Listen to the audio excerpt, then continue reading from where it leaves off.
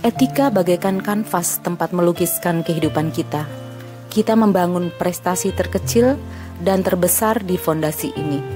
Jika kita menjadikan etika dan nilai-nilai integritas sebagai magnet bagi jiwa kita, pada saat godaan datang, mereka akan menarik kita menjauhi perbuatan yang salah.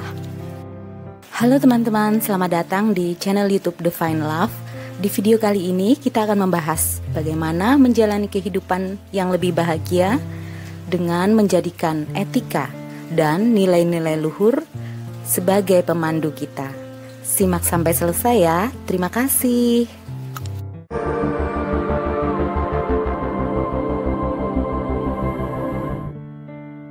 Jika kita menjalani hidup dengan dipandu oleh etika dan nilai-nilai, kita akan senantiasa merasa damai. Niatan-niatan murni yang terkandung dalam setiap tindakan kita menciptakan dasar yang kuat. Saat kita membawa kebahagiaan sejati bagi kehidupan orang lain, berarti kita telah menciptakan kebahagiaan bagi hidup kita sendiri. Menunjukkan permintaan maaf merupakan bagian penting dalam membawa keceriaan bagi orang lain. Perlu diingat, semakin banyak yang kita berikan, semakin banyak pula yang kita miliki.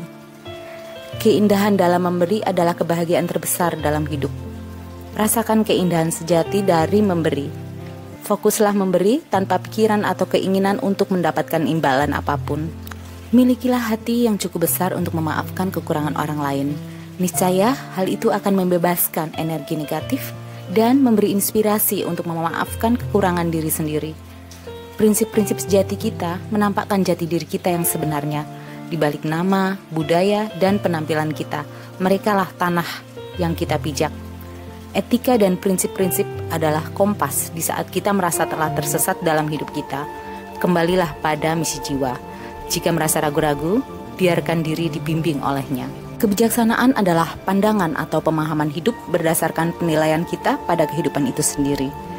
Kebijaksanaan tidak ada tolak ukur atau standarisasinya untuk tiap-tiap orang, karena masing-masing orang memiliki pengalaman, pemahaman, pandangan hidup, nilai integritas yang berbeda-beda pula. Tetapi jika semua hal di atas dihubungkan berlandaskan etika dan nilai-nilai yang berlandaskan pada hati nurani atau kecerdasan spiritual, maka akan bertemulah titik benang peraknya dalam menentukan kebijaksanaan tertinggi menjalankan kehidupan.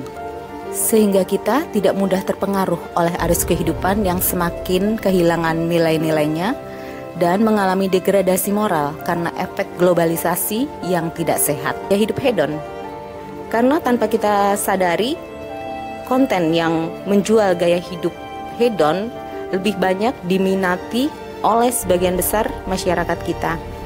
Konten yang menawarkan kesenangan sesaat yang menjual impian orang miskin adalah konten yang paling diminati. Sebenarnya kita sedang dibodohi oleh ilusi. Mau kaya dan sukses, ya berkorban waktu menambahkan jam belajar untuk keterampilan baru dan action, bukan nonton konten gaya hidup mewah dan terdelusi barang-barang bermerek yang berakhir pada rasa depresi. Belum lagi konten-konten berbau pornografi yang bisa diakses oleh siapa saja di sosial media. Bahaya kecanduan pornografi adalah merusak sel-sel otak remaja dan menurunkan kualitas otak dan produktivitas orang dewasa. Karena kita bukan hanya bertanggung jawab mewariskan bumi yang sehat dan sumber daya alam yang seimbang, tetapi juga bertanggung jawab mewariskan peradaban yang sehat untuk menjadikan generasi mendatang mewarisi mental yang tangguh dan sehat. Sebenarnya tidak ada yang salah dengan gaya hidup mewah bagi mereka yang mampu. Mereka layak menikmati semua berkah kemudahan dari hasil kerja kerasnya. Yang menjadi masalah adalah gaya hidup ini dijadikan standar kebahagiaan dan diadopsi oleh orang yang status ekonominya tidak berada di level itu. Tentu saja akan menimbulkan ketidakseimbangan mental. Yang terjadi bukannya kebahagiaan yang didapat, tetapi tekanan mental, karena sibuk melihat keluar dan melupakan diri sejatinya yang memiliki keberuntungan atau hadiahnya sendiri dalam kehidupan ini. Kita semua bertanggung jawab mewariskan nilai-nilai luhur dari peradaban ini untuk generasi mendatang, sebagaimana yang sudah diwariskan oleh para leluhur kita di peradaban sebelumnya.